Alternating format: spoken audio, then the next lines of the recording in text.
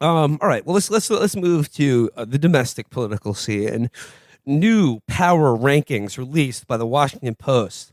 The top 10 Republican presidential Oh, candidates. thank God. I'm glad And we're doing this. these are new power rankings. Let's go through. According to the Washington Post, was their top 10 contenders. And when we get to the end of it, I do want to talk about the interesting Trump DeSantis. Like the battle lines being drawn. It'd be interesting to see what's going to happen with that. Yeah. But let's go through the power rankings first. Coming in at number 10, Donald Trump Jr. Oh, man. According to the Washington Post, they say, as we've said before, this applies only to a scenario in which his father doesn't run.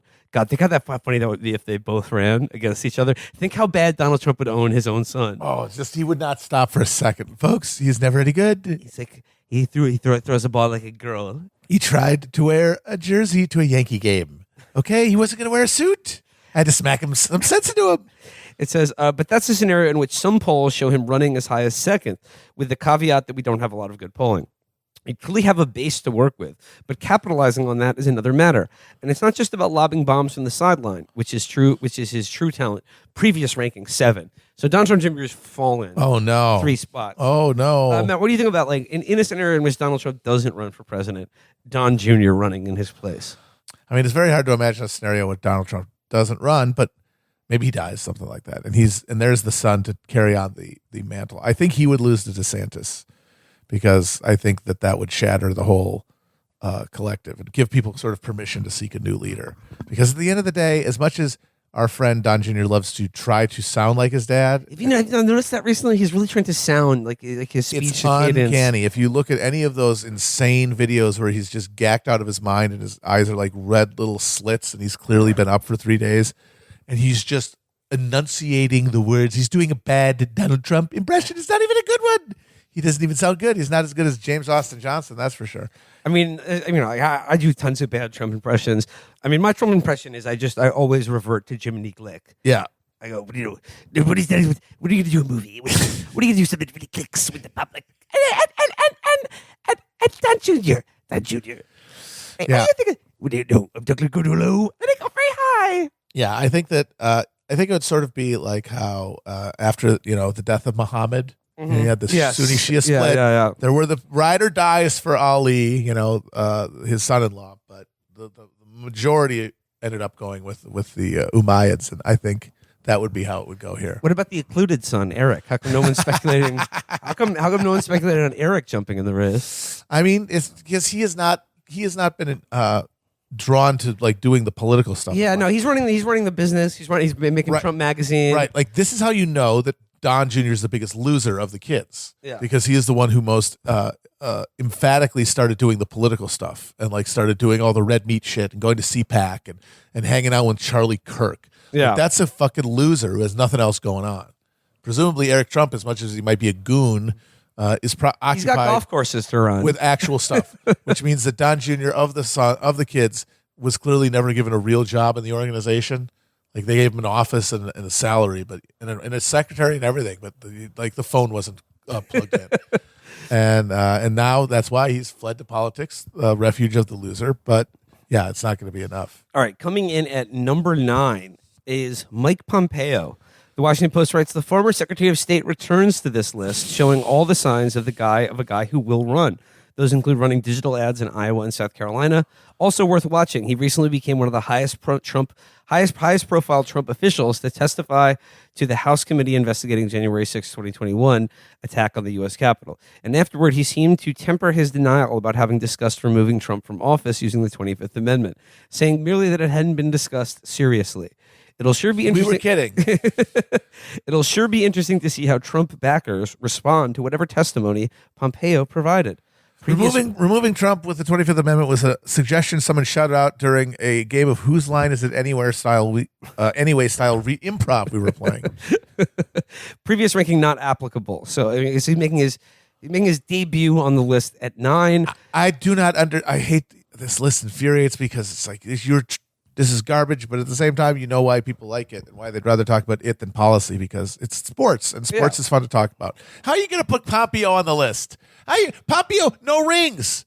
What's Pompeo got? He was Secretary of State for what? 2 years, 2 or 3 years? He wasn't even the whole time. No, Matt, the thing about Pompeo, Is he's not a 5-tool player. He's got 2 tools at most, but he's cutting. He's cutting weight. He's down. He got the lap band surgery. He's lost about 100 pounds. I think he's hungry. We're going to see him at the combine, and a lot of GMs. I mean, he's definitely a lot of hungry. GMs they could be looking to trade up. Get Mike Pompeo. I mean, he's definitely hungry. Yeah, he's always hungry. He's hungry. Always hungry. Well, now his now stomach's that the his- size of a fucking Now that his stomach's roll been of quarters, reduced for to the Christ's sake. size of a fucking walnut. Yeah. Yeah. I never understand the Pompeo thing. I get why he wants to be president because he's a dumb hick, but I don't understand why anyone takes it seriously.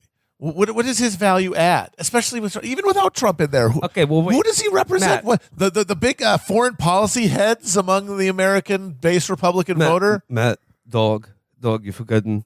He's going to make a strong pitch to the foreign policy. We all remember the Abraham Accords. A lot of people say that was the Mike Pompeo Accords. Oh, God. The Abraham Accords would never have happened without Mike Pompeo. I mean, yeah, that's the pitch, I guess, is that he's the nerd's pick, but those guys are never going to be able to move the dial. We know that. Mike Pompeo he's too much of a pig. He's just too much of a swine. He's got nothing. He has nothing. He has no charisma. He has no media angle. He doesn't have any sound bites. He doesn't have any memorable wars with the deep state or with woke Hollywood. He's done nothing. He's not battle tested. What? Oh yeah, he made the whole Abraham Accords, and he tried to make sure that as many Venezuelans and Syrians and Afghans as possible died, but like he didn't do anything that is going to ignite the imaginations of MAGA world or the GOP voting population. What's the point? It's baffling to me. Secretaries of state who want to be president. Yeah. Like, you don't get this country. Look at Hillary Clinton. We don't give a fuck about that boring bullshit. And another thing, though, I mean, as much of a porker as he was before, people who get the lap band surgery, they just end up looking weird. They look weird. It doesn't work. You look weird. Like that was a big problem for Huckabee. And Chris After Christie, he lost all that weight, he just looked deflated. Okay. Remember Jonah Hill when Jonah Hill got all skinny? People didn't like it. Nightmare. You had to go back to being, Yeah. sort of rotund. Yeah. Okay, coming in at number 8, Rick Scott, the Skeletor, the senator from Florida, is often dismissed because of his Senator awkward. from Instant. The senator from Florida is often dismissed because of his awkward personal style. And his reptilian head and face. The fact that he looks like a goddamn goblin. I love the Washington Post. It's like awkward personal style. Yeah, that's one way. That's one way to describe how freakish he looks. But also like his open swindles, his open swindling. Oh, of right, yeah. Medicaid. That's Yeah. the thing where he's the largest ever defrauder of Medicare. Right, that thing. Oh, But yeah. don't you forget, though, he has an agenda. He He's a does serious- have policy. He does he's have a got serious policy He's agenda. all about policy, and we are all in America. What we love most is policy. We love plans, don't we, folks? Well, the funniest thing about like the Rick Scott agenda, like the Scott's policy points, is that when he released that, like Mitch McConnell, the real Was power in the furious. power, was just like, dude, like don't say this shit out loud. We're trying to face an election in the midterms here. You can't just come out and say we're going to get rid of Social Security and Medicare. We're going to do that, but you don't tell people about that. You don't put it in writing so that people can put it in an ad and say a vote for Rick Scott is a vote to put your grandmother into the fucking glue factory. We are going to raise taxes on middle class and working class people so that they get skin in the game. That's Skin in the game. Yeah. I mean, I think no. He wants skin from middle class and working class people to cover more of his skull. Yes. Folks, He's running out of skin. I got so much. I don't have enough skin. It's As you're too seeing, tight. It's too tight on the my skull. The skull is clearly breaking through at several points here from the fucking should- case sausage that I have. When like as the extra skin is just like hangs off Mike Pompeo like drapes. They just shave off. Yeah. Give it to Rick Scott so he can look slightly more human. Slightly less monstrous and otherworldly. Yeah, the Post mentions, but he's been positioning himself for the national stage by launching his own platform, which Senate Leader Mitch McConnell has distanced himself from. And if Republicans can win back the Senate, perhaps Scott gets some credit as head of the Senate GOP's campaign arm. Well, see, Yeah. that's already looking Yeah, bad. yeah. Like, so this is just going to make it even more ridiculous if they get their asses kicked in November, which it looks like they very well might. And it says that, well, the Washington Post says, that position is a double-edged sword, though, given its, that position is a double-edged sword, though, given it's quite possible Republicans blow a good opportunity. Previous ranking not applicable. So Rick Scott coming in at 8. I just, another one where I don't get it. Who is this for? who is this for other than literal Medicare fraudsters? Like people in their respective states who do the thing he did where they would defraud Medicare with fake bills. That he would probably pull somewhere in the 90% among those people, but it's a very small base to build from. Coming in at number 7 is Nikki Haley. Why? What is with this? They've been talking about this since she got since she got confirmed by the Senate to have the stupid job of UN ambassador, or whatever the fuck it's called. It says former UN ambassador and South Carolina governor is a real contender on paper. What paper? Literally the paper that you asked Washington Post over and over again. It's bullshit. It says she is leaning hard into the idea that she'll run, having repeatedly cited the idea of electing a woman as president. You'll notice she's the only woman on this list, but races aren't won on paper. Haley often disappears from the national discourse. I mean, since it's an election, yeah, they are. Elections literally are won on paper. Where else are you going to vote? Well, on the computer machines. That's true, but the Venezuelan packets. That's where you vote. We still mostly vote on paper in this country. It says Haley often disappears from the national discourse, and it's still not clear what her campaign would be about. I think they just mentioned it, the idea of electing a woman. See, here's the thing. Shouldn't you guys have had these conversations in your stupid fucking newsroom sometime in the last 6 years and decided not to humor this bullshit instead of just bring it up just to have something to talk about? And like Nikki Haley is she's more of like the neocon mold. She's like, Well, that's why they want to take her seriously, because there are so many Republicans who revile the Trump thing, but are still stuck and want to shape the party in their agenda. Yeah, like and Nikki has sort of been a little bit given Trump and his supporters a little bit of the high hat. She definitely has given them. And you know what? Hat. Like I say, like if you're gonna have a woman on this list, I think Tulsi Gabbard is a stronger contender than Nikki Haley at this point. 1 billion times hotter than Nikki Haley. True. And Trump friendly. Yeah, it's true. It's wild. What the Nikki Haley thing is always insane to me. I don't get it. Coming in, previous ranking 4. So Nikki Haley has fallen. She's 1 billion. She's -5. She's the square root of 6. It doesn't matter. She's not. None of these. Most of these people, honestly, this is a non-existent list. There's 2 names on it. All right. Well, we're getting to those 2 names. And number 6, Ted Cruz. Hey! The senator from Texas has been out front in criticizing the FBI's search of Trump, including an early push for the search warrant. He has also floated impeaching Attorney General Merrick Garland and said that FBI agents had been turned into stormtroopers. Previous ranking 6. So Ted Cruz holding at 6. But I mean, like his obsequiousness to Trump. I mean, like, wait. So the best thing he has to offer is just kissing Trump's ass, right? In a race where if Trump runs, then he's irrelevant. Exactly.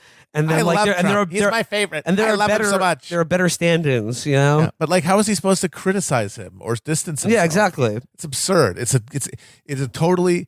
If he's doing this at all, it's based on the assumption that Trump won't run. And even then, there are other people with a better claim to his legacy than him. The guy who ran against him in 2016 and famously did not endorse him at the RNC. Oh, he didn't. But then he spent the last 3 or 4 years just being an absolute kiss ass, just a complete suck up, absolutely repulsive. Just a person that I don't think anybody respects on earth, even people who vote for him. Okay, coming in at 5 is Glenn Youngkin. Glenn Blumpkin. Again, Glenn Blumpkin. Okay, this is more East Coast, DC, media Beltway bias, and just how many times have motherfuckers talked about Mark fucking Warner running for president?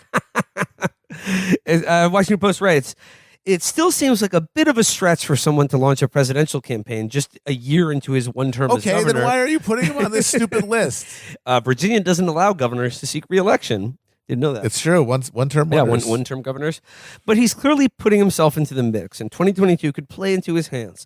Imagine a world in which flawed candidates cost the GOP winnable races and possibly the Senate in states such as Arizona, Georgia, Ohio, or Pennsylvania. At that point, the guy whose 2021 win was supposed to be a roadmap for the party, a roadmap disregarded in these Senate primaries, might look pretty attractive. Previous ranking 8. So Glenn Blumpkin just jumping 3 points. I mean, it's DC media bias, and then it's also just wishful thinking because this is the guy they want to be like. They want the GOP to come to its senses. Yeah. They want to have a big. They want to have them to have that what Biden said they would have, that awakening, because as Nancy Pelosi has said, we need a strong GOP, and what they mean is one that plays by the rules, and They really want one of those back, and they know that Glenn Blumkin would never threaten any of their precious rules. But I'm sorry, folks. Everyone is just getting crazier every moment of the day. It's a pure, one-way crazification trajectory, which means there's no coming to senses. Everyone's senses are degrading in real time. I got news for you. George W. Bush and Dick Cheney are not walking through that door. They're not walking through that door. And if they did, they'd get booed and then fucking tomatoes thrown at them. God, did you see that fucking Emperor Palpatine video that Dick Cheney put out to try to rescue his daughter before she got blown out, annihilated in Wyoming? Yeah, he was like, Trump is he's not a man of honor. He lost badly. That's not playing. That's not on. That's not good crack in the GOP. Coming in at number 4, Tim Scott. The senator from South Carolina has faced some criticism from the right for his endorsement of moderate Lisa Murkowski. But if anyone can get past that kind of thing, it might be the broadly liked South Carolina senator. He's also raising massive sums, $9.6 million last quarter, for what should be an easy re-election bid. And he can use that money to run for president. He can use $9 million to run for president. Well, good luck with that. All right, good luck. When 1% of Americans have ever heard of you. Scott's recently published book included a blurb that said he was preparing a presidential run. A blurb? Dude, I work in the publishing industry. Blurbs don't mean shit. They don't even read those books. No, So who gave him the blurb? Who gave him the blurb? What's the blurb? What's the blurb? Was the blurb from Tim Scott on his own book saying, hey, everybody, I'm running for president? Or is it a blurb from someone going like, this reads like somebody who's running for president? Horseshit. But the publisher later said it was an error and that Scott hadn't approved the line. Okay, this is... by the way, that used to be the standard campaign books. Yeah. I'm sorry, folks. TikToks or nothing. If you're not on TikTok, you're not really running for president. I will say Tim Scott, I would absolutely not bet on him to be the presidential candidate or the GOP, but I would, if I were a betting man, which I am, and if I were technically savvy, which I am not, I would find some way to lay money right now on him being the vice presidential nominee in 2024. That makes sense. Like he fits he checks every box. Because he makes he's sense like, for everybody. Because nobody really knows him, and I guess he's like broadly likable, but it's just like he's just sort of like a inoffensive black guy who like doesn't piss off MAGA people and seems reasonable enough for the DC neocon beltway people. And perfectly is the perfect rejoinder to the Democratic push that is going to be all based on racial hysteria, because that's all they'll have left. They'll be like, these guys are the Nazis returned, and if they put a black guy on the ticket, that is a genuine conundrum for them, because for those less politically sensitive folks who haven't built, castles in the sand over all this stuff and have like really strong opinions on it, they're like, there's a black guy right there. He's going to be vice president. What are you talking about?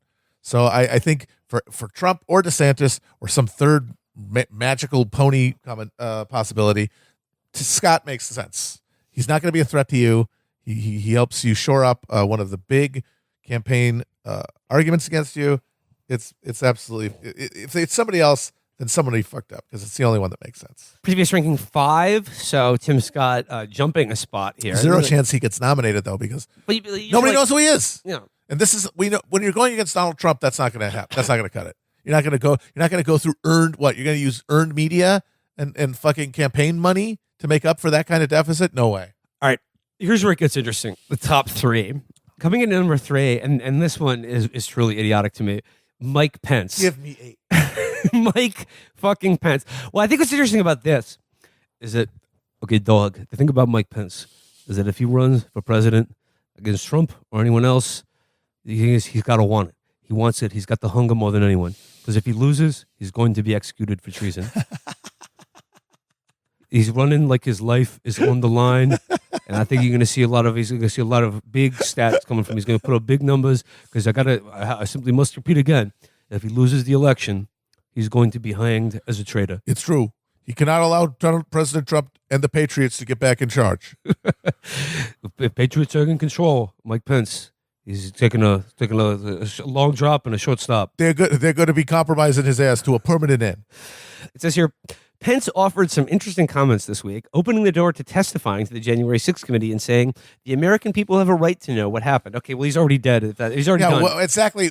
He's collaborating. He's collaborating. Who are you appealing to? What Republican voter is going to like hearing that? He has walked a fine line on criticizing Trump for that day. That's hilarious. Despite the insurrectionists endangering his life, We shouldn't expect him to thoroughly denounce the man who picked him as vice president, but he's certainly got a vested interest in the party moving in a different direction. I mean, Yes, that's he does, one way of putting and it. you do, but why would the voters? They like it. They're all in on it. This is all premised on a fantasy. It is over. That era is dead. That politics is extinguished. If you are not embodying every momentary hemorrhoidal flare-up of the Republican consciousness, you are not going to make any headway because they don't give a shit about any of that stuff.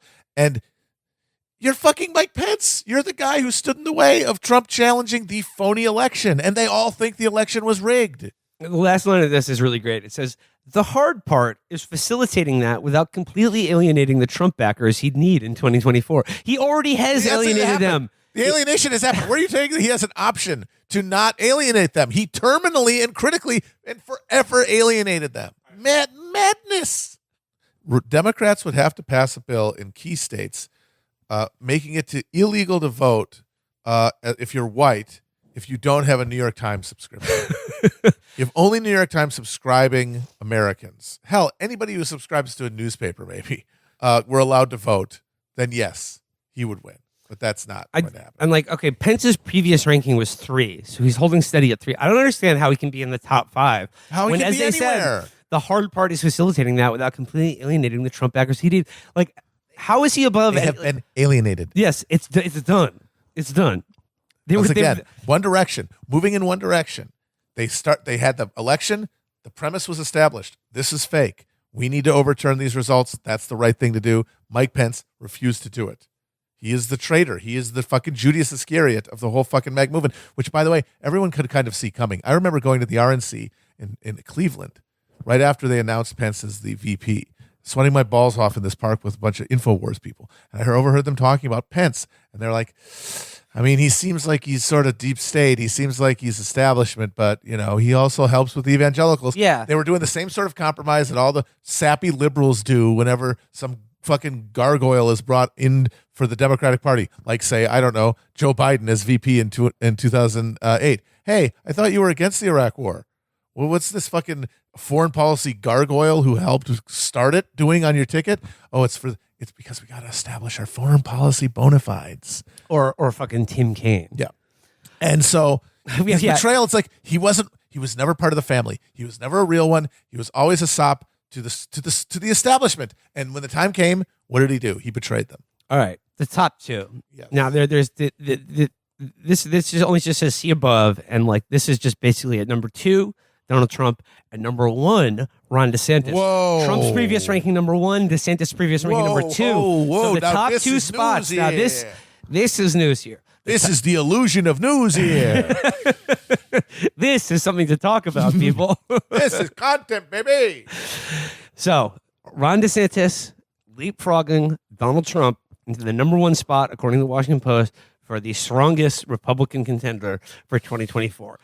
All right, so like here is something that's actually like of note. There's actually a real possibility is that, like, for instance, I think today Alex Jones just endorsed Ron DeSantis. Yeah. And it seems like people are all assuming Trump was going to run. I mean, I know we are. Oh yeah. He's essentially leaked it in the press several times that he's already made the decision and he's just picking a day. I guess the interesting thing with this is like I thought with DeSantis, it's a matter of like the Republican Party is just like they need an option B, right, in case Trump is indicted or or I mean, it's dies impossible or to imagine actually happening, but I guess you have to plan for all contingencies. Right. But I think like that planning is taking on a life of its own. I think DeSantis really feels that like this is his moment. Yes, and like if he does, it's because he's not that bright. And I think a lot of the Republican media would kill to do anything other than have to defend Donald Trump over and talk about him over and over and over again. Because he's not one of them either. Yeah.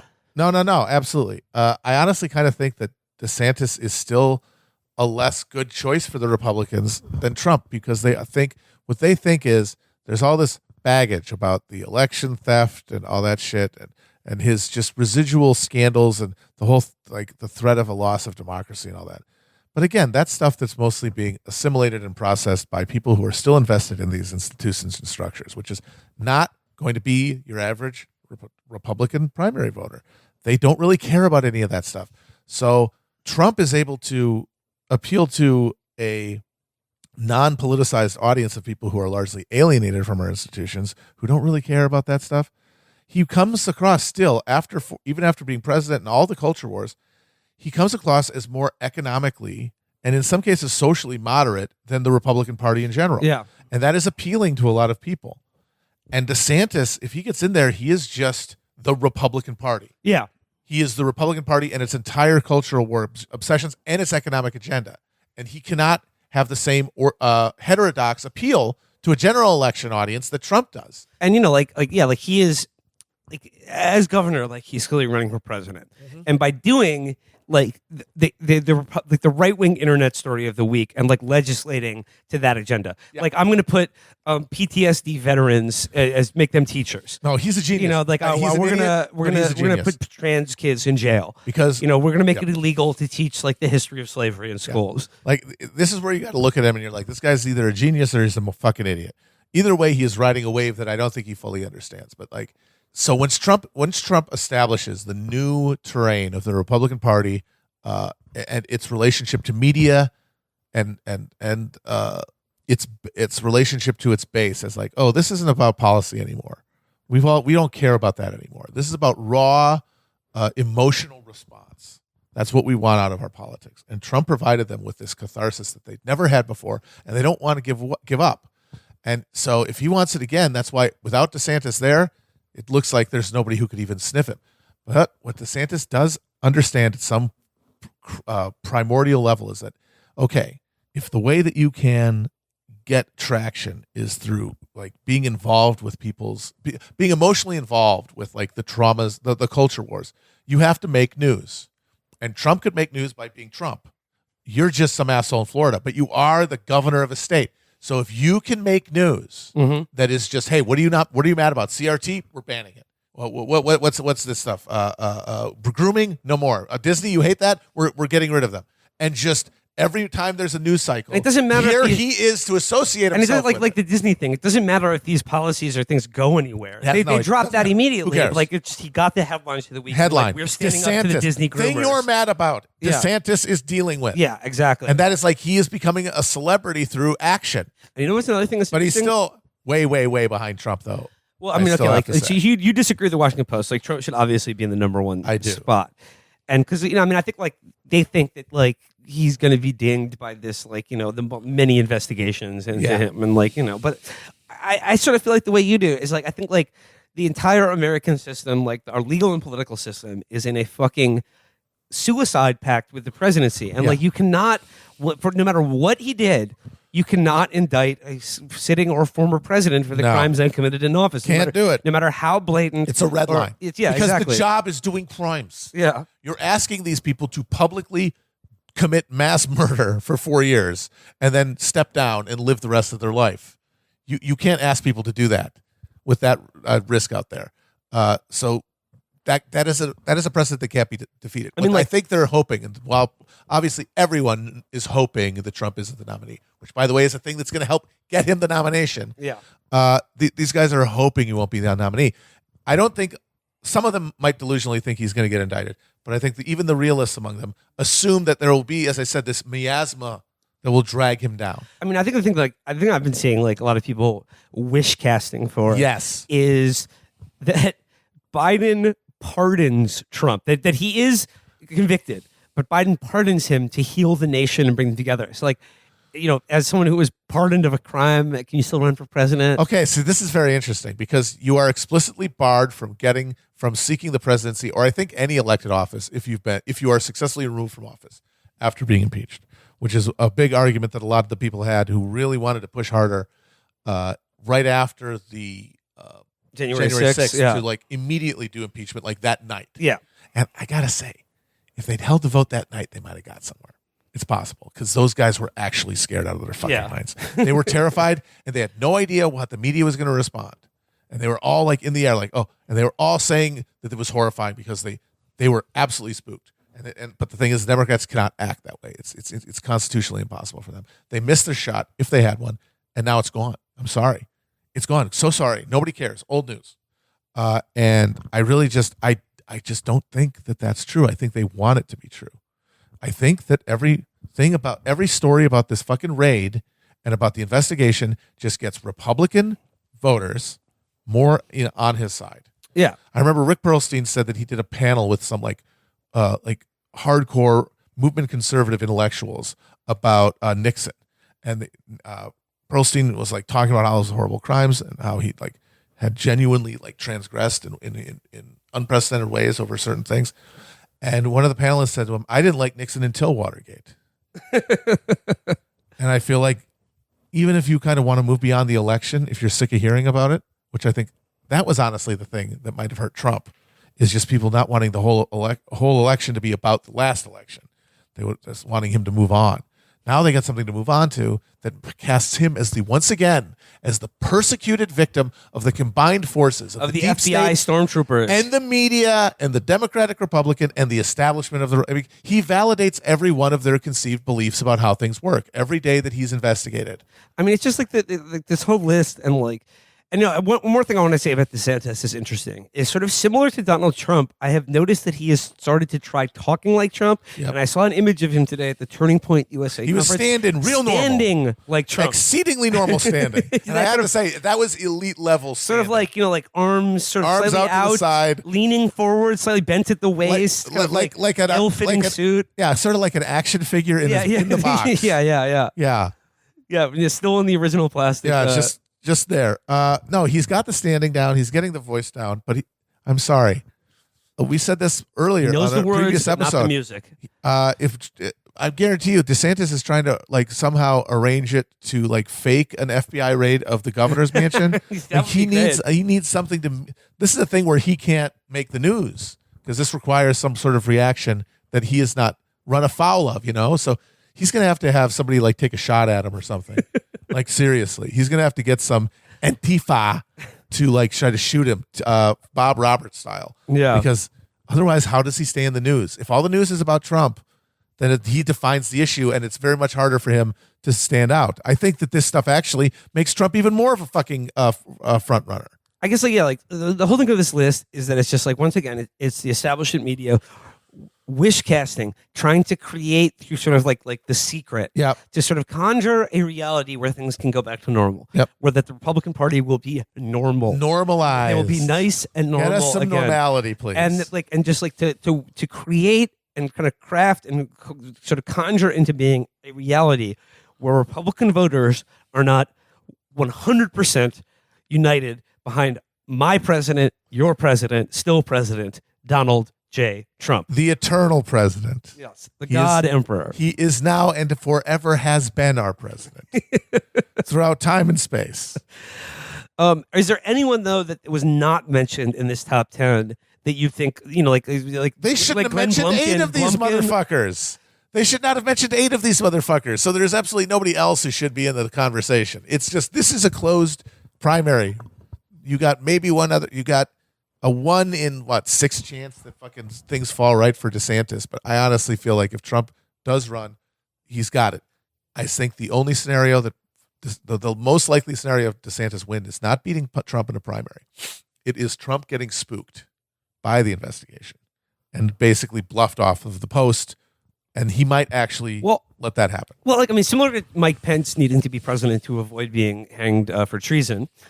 Do you think that Trump feels like he has to become president again to avoid going to prison? Honestly, it's a real or possibility. getting indicted or something like that. He is apparently at every step of this, he has been more afraid of actually getting he caught just pleaded the fifth than he really should have. The tax simply case. Because he is too dumb to really recognize the actual implications of what he has done. Because all he wanted to do was be in the news all the time. He just wanted to be on TV. That's why he ran for president. He just wanted to be the only thing that was on television. Well, he achieved that goal. Exactly. But he's still living it, but now the scrutiny exactly is such that it's like once they start looking at your tax returns and shit, that's not the kind of TV he wants. He got in there and at every moment he called their bluff and they backed down. And so he just operated off of that premise that there was no bluff he couldn't call. And maybe now, I don't know, it's all in his head and I don't know who his advisors are. He definitely has a bunch of cucks in there with him, in his ear, like Ivanka. They might be telling him, and they might convince him to go against his gut. There are several times in his presidency where his gut told him, and I agree with his gut, that he could have crossed the line. but the people around him basically convinced him that it would have been too much blowback. He ended up kind of not really going as far as he could. Not honestly, obviously not with any policy because he doesn't care about policy, but just in terms of extending his personal dominion, and ability to defy an order that is so largely dependent on unspoken and unwritten rules that he just ignored. And that's what terrifies them. And the thing about DeSantis is, yes, he's every bit as much of a culture war psycho. He's way more of a cultural war psycho than Trump is, but he's a politician at the end of the day. He owes his career to the to the Republican Party and to the media, the machine, the establishment, however you want to define it. Just like with Pence, he does not have an independent identity and source of power that Trump did, which is his celebrity. Let's do a lightning round here because the Washington Post also has some also mentioned. Oh, let's hear these chumps. Okay, listen, these didn't even make the top 10. Let's just do a lightning round here. Senator Marco Rubio. Insane. Idiotic. Little Marco, get him out of here. Little Marco, get the fuck out of here. He got washed the first time. Marco's going nowhere. Senator Josh Hallway. A puff. He's a puffta. Absolute. Yeah. No. The video of him running away, get me out of here. Get him out of here. Senator Ben Sass. Also, get out of here. Yeah, no, then. Zero. Senator Tom Cotton. Same as C previous two. Loser. C previous two. These fucking chumps. Where do you think you live? What year is this? Lynn Cheney. She just got turfed out of her own seat, her family's fucking hereditary seat in Wyoming. New Hampshire Governor Chris Sununu. Oh, yeah. Sununu fever is catching. Arkansas Governor Asa Hutchinson. Never heard of him. Never heard of this Asa. guy. We love our Asa, don't we? South Dakota Governor Kristi L. Noem. Oh, we love her. Oh, she's kind of a dime. She's kind of hot, though. That's the thing, is Kristi Noem is hot. She could be warrior. Low-key VP, maybe. She's called culture warrior, hot lady. Okay, yes. I would say if there is anybody but Scott, I still think it's going to be Scott, but if not, Noem is a good VP material, too. Maryland Governor Larry Hogan. So nope. He's a fatty. No, he is a fatty. He's bald, and again, he's the moderate Republican. Yeah, they want him to come to their senses. Yeah. Texas Governor Greg Abbott. Cripple. Loser. Wheeling his house around. I like people who don't get crushed by trees. And finally, former New Jersey Governor Chris Christie. He spent 2 years at the White House as an ottoman. Like they used him to put their feet up on? Like what was he there for? Just to observe the abuse. He was a fucking beanbag chair. Trump has foreign dignitaries or foreign leaders Netanyahu or Shinzo Abe comes to the White House and he makes Chris Christie walk into the Oval, crawl into the Oval Office on all fours and lets them put their feet up on his back like human furniture. Yep. Yeah. Watch him. I'm going to make meat out of a dog bowl. Oh, I'm sorry. He didn't even get to be a fucking beanbag chair in the Oval Office because Jared wouldn't let him into the administration because he threw his dad in jail.